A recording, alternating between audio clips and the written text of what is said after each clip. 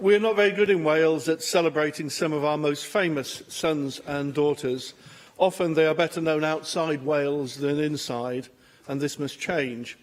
Gareth Jones is celebrated in Ukraine for being one of the few journalists to expose the Holodomor in the years of 1931 to 32.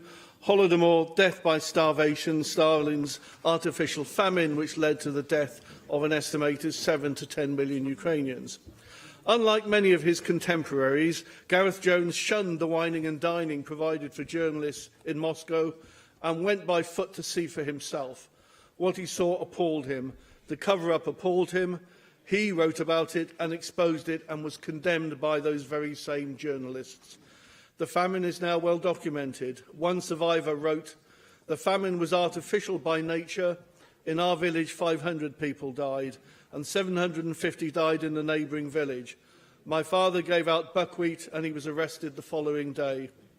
During his March 1933 off-limits walking tour, he witnessed the famine firsthand and reported, "Everywhere was the cry, there is no bread. We are dying. We are waiting for death." During the famine, around 20 to 25% of the population of Soviet Ukraine was exterminated, including a third of Ukraine's children. When Stalin was told that his orders would result in the death of millions, his response was, "Who will ever know?" Because of Welsh journalists such as Gareth Jones, we do know.